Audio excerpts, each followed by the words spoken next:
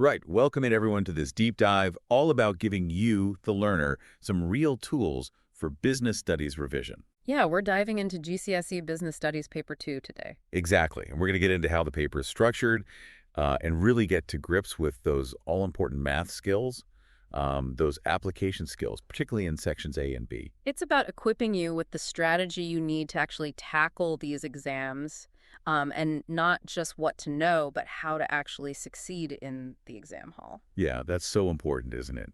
It's all very well knowing the content, but actually being able to apply that knowledge in the exam, that's a whole other ballgame. Exactly. Okay, so let's start with GCSE Business Studies overall. Right. So AQA A132, it's made up of 2 papers. Each one's worth half your final grade. And today, we're going to zero in on paper 2. So paper 2 is all about the influences of marketing and finance on business activity. Now, just like paper 1, this paper has 90 marks. Okay, wow. And you've got 1 hour and 45 minutes. Right, 1 hour 45. To answer it. Okay, so a decent amount of time there, but a lot of marks to get through. Yeah, you'll see a mix of question types, everything from those quick-fire multiple-choice questions and then the short answer ones as well, worth 2 to 4 marks. Okay. You'll also have a case study application questions, which can get you 6 to 9 marks, and right at the end, a lovely long 12-mark extended response question. Okay, so kind of building up in terms of the marks. That's right. Okay, well, we're going to dive into those in a little bit more detail. But first off, tell me a bit more about sections A and B then, because that's our focus for today. Yeah, so section A is where you really show off that core business knowledge and understanding of key terms. Okay. So there you'll mainly find multiple choice and short answer questions worth 1 to 4 marks each. Right, okay, so kind of your bread and butter business knowledge that you need to show off. Yeah, exactly. Brilliant. And then section B, that's where we start to put it all into practice. Yeah, that's where we apply all of this. So you'll get a short business case study, and you need to apply your knowledge of calculations and analysis to the business. Okay, sounds good. And the questions there, they vary from 2 to 9 marks? They do, yeah. Okay, brilliant. So lots to cover. And we've got this 1 hour, 45 minutes. How do we suggest people approach the paper and the time? Okay, so for paper 2, we suggest you spend about 15 to 20 minutes on section A, Okay. which has around 20 marks. Right. Then about 35 to 40 minutes on section B, which has about 34 marks. Okay. And then make sure you leave 25 to 30 minutes for section C. Right, so that kind of 12-mark big hitter. That's right. Okay, brilliant. So breaking down section A then, because we've got 20 marks and sort of 15, 20 minutes to do that, that's a lot of questions. Yeah, so for section A, for those 1 and 2 mark questions, I would say spend 1 to 2 minutes on them. Okay. And for the 3 and 4 mark questions, spend about 3 to 4 minutes. Okay. If there's a 6 mark question in there, spend about 6 minutes. Brilliant. Okay, good. And then section B, what do we suggest there? So section B, for those 3 mark questions, 3 to 4 minutes. All right. For the 6 mark questions, about 6 to 8 minutes. Okay. And then for the big 9 mark question, you'll want to spend about 12 to 15 minutes. Oh, wow. Okay, so a significant chunk of time for those bigger questions. That's right. Right. Okay, so that all makes sense. We've got a kind of overall plan for how to approach this 1 hour, 45 minutes. Mm-hmm. Now, let's get stuck into the November 2020 paper. Okay, let's do it. So starting with section A then, and tell me a bit about the multiple choice questions. Okay, so the first multiple choice question in the 2020 paper was, which element of the marketing mix involves selecting a channel of distribution? Okay. Now, the answer is place.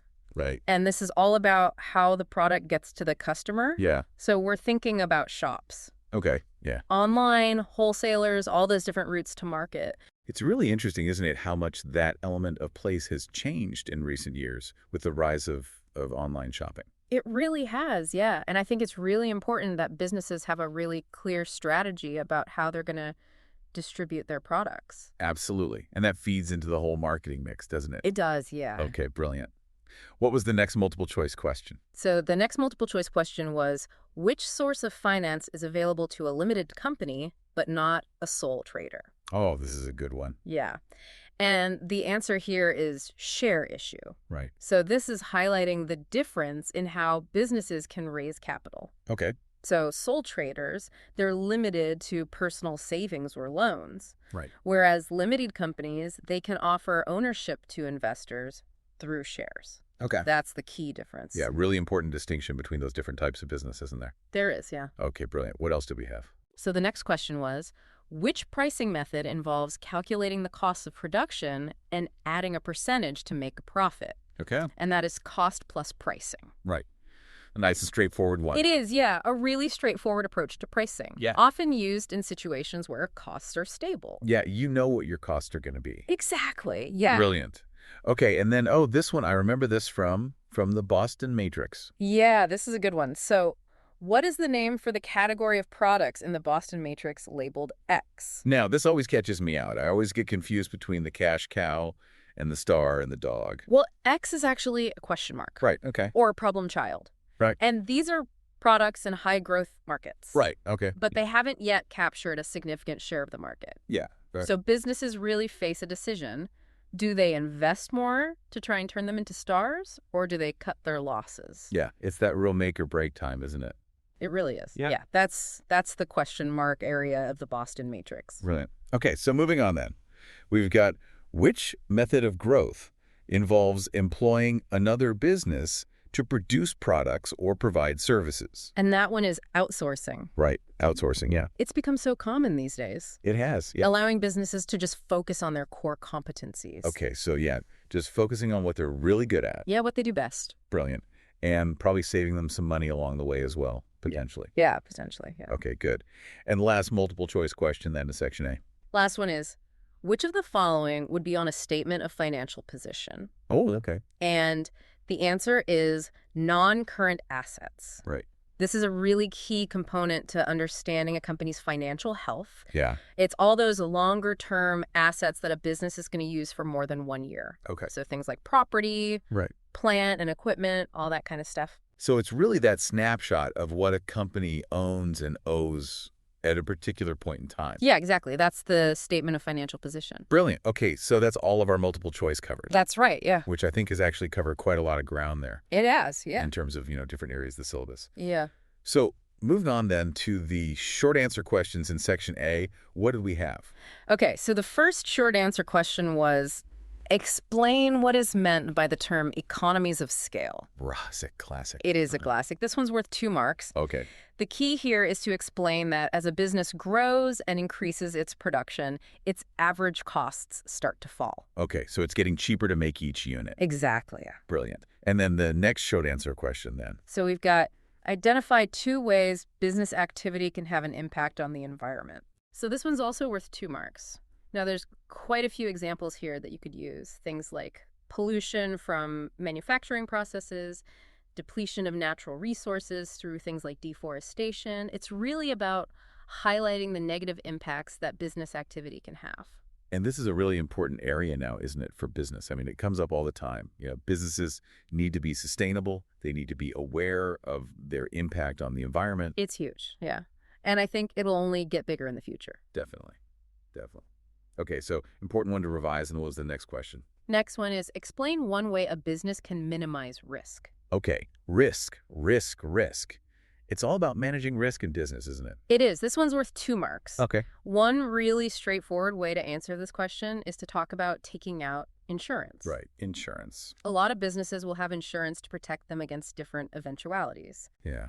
And I guess that can be anything from, if they've got premises, insuring those premises. It could be public liability insurance. It could be, employee liability insurance, all sorts of different insurances they can take out. Yeah, absolutely. All about protecting the business. And it gives them that safety net, doesn't it? So that they can operate knowing that, if something goes wrong, they're covered. That's right. Peace of mind. Peace of mind. Yeah. Okay, brilliant. Then what did we have? So we've got explain one way that promoting a good or service can increase sales.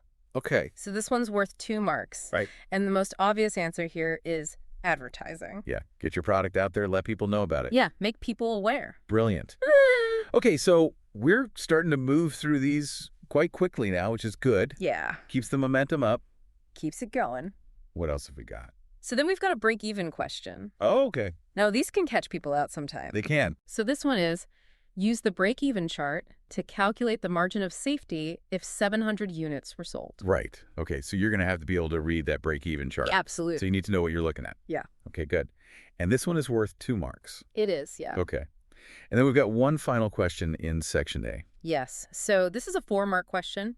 It's all about extension strategies. Okay. State and explain 2 extension strategies that can extend the product life cycle. Right. Okay. So this is where we need to think about those different strategies that businesses can use to, keep a product going. Absolutely. Keep it fresh, keep it selling, keep it generating revenue. Keep those sales going.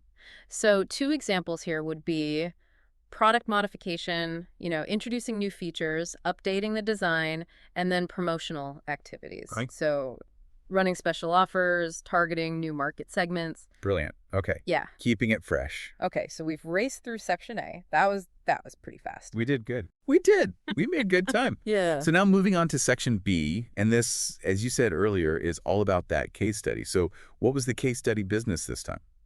So this time it was a business called Trade Up. Right. Okay. Trade up. And the first question, a nice easy one to start with, Oh, good. was identify the business sector that provides services to customers. Okay. And this is worth just 1 mark. Right. And the answer is tertiary. Okay. So it's all about providing services to customers rather than producing goods. So yeah, your retail, your hospitality, your finance, they all fall under tertiary. That's right. Okay, great. Nice. Easy 1 mark to get us started. Easy one. Now, the next one involves a little bit of calculation. Oh, okay. Bring it on. So we've got calculate the average number of trade-up stores opened each year from 2017 to 2019. Show all workings. Right. So this one's worth 2 marks. Okay, so we need to make sure we're showing everything we're doing. Absolutely. Okay, so where do we start with this one then? Okay, so the case study tells us that between 2015 and 2017, 66 new stores opened, bringing the total to 86 in 2017. Okay. By 2019, there were 150 stores. Right. So the first thing you need to do is work out how many stores opened between 2017 and 2019. Okay. So 150 minus 86 is 64. Right. So 64 stores opened in those 2 years. Got it. So then to get the average, you just divide 64 by 2, which gives you 32, Okay. 32 stores per year. Okay. So make sure you show all of those steps. First of all, how many stores opened in the 2 years. Yeah. And then your calculation to work out the average. Brilliant. It is. Okay, so nice little calculation there. What's next? So then we have a 6-mark question. Ooh, okay. So this is one of those longer questions. Right. Analyse 1 benefit for trade-up of expanding through franchising. Okay. Now, this is where we're going to use that peel structure. Right. Yeah, so important. So your point, your evidence, your explanation, and your link. So a good point would be that franchising allows trade-up to expand rapidly without having to invest lots of its own capital. Okay, yeah, so reduced financial risk for trade-up. Yeah, exactly. But it's still allowing them to grow. It is. Okay. And the evidence for this is that the case study tells us that each franchise invests £150,000 Right. to set up a new store. Okay.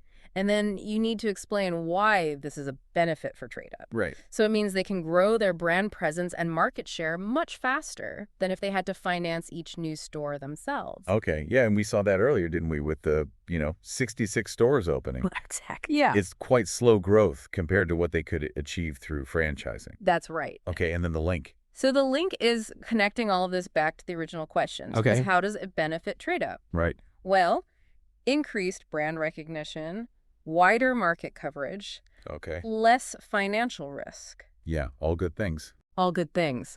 And then finally, I would add a concluding sentence. Yeah. Just to reinforce the benefit. Right, so just kind of summing up what you've already said. That's it, yeah. Okay, brilliant.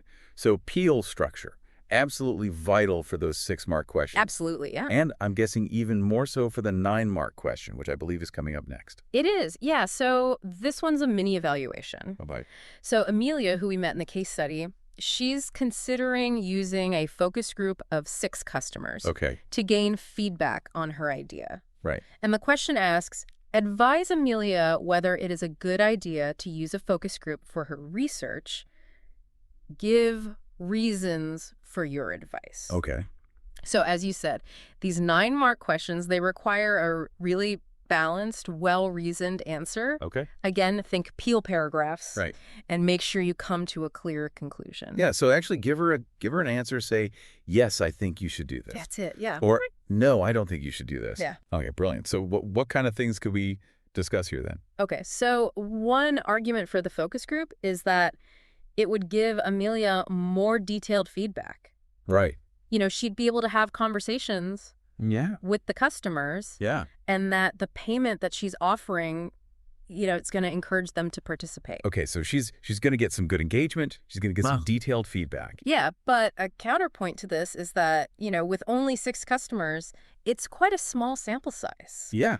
And it might not be representative of the wider trade-up customer base. Yeah. And also thinking about those customers, they might all be regulars. That's right. Yeah. So they might already have a positive bias towards trade up. Yeah. So actually their feedback might not be as useful as, if you had a range of different customers, some who shop there regularly, some who maybe have never shopped there before. That's right. And then we need to think about the conclusion. So we need to weigh up these arguments and provide a clear recommendation to Amelia. Yeah. And I think a good recommendation here would be to acknowledge the benefits of the focus group, that detail that she can get, Right. but emphasize the limitations of the small sample size. Okay. And maybe suggest that she does the focus group, Right. but also combines it with another method like a questionnaire or a survey Yeah. to get a broader view of customer opinion. Okay, great. So just to recap then, with those bigger 9-mark questions, it's about not just describing what's going on, That's right. but actually analyzing it, Yeah. weighing up those pros and cons, Absolutely. and coming to a decision. Yeah, give a decision. Yeah. Don't sit on the fence. No fence sitting. Okay, good. So that brings us to the end of Section B of the November 2020 paper. Yeah, that's it for Section B. Okay, phew, we've covered a lot of ground. We have. I hope everyone listening is still with us. But hopefully you've got a really good understanding now of what to expect in Paper 2. Yeah, I hope so. So to kind of recap what we've talked about then, we've gone through the structure of the paper, the different types of questions you're going to get, the timings, and then we've actually had a go, haven't we, at some of the questions? Yeah, we have. And, work through some model answers. Yeah. So hopefully everyone at home is feeling a bit more confident about tackling this paper now. Yeah, I hope so. So just to remind everyone then, this has been a PLC strategy production all about supporting you with your business studies revision. That's right. And, this paper can feel quite daunting. It can. But actually, if you break it down, Yeah, there's a lot of, manageable chunks in there. definitely. And it's just about practicing those skills It is. and being confident in your knowledge. Absolutely. And I think that's where PLC strategy really comes in, doesn't it? Mm. It's about giving you those frameworks, those strategies to actually apply that knowledge. Absolutely, yeah. Okay, brilliant. Well, I hope everyone's found that useful. Me too. And, as always, keep practicing, keep revising. Yeah, keep learning. And just a huge thanks to Google Notebook LM for, all of their help in putting this together. Yeah, thanks very much. And everyone at home, the very best of luck with your exams. Good luck, everyone. We'll see you next time.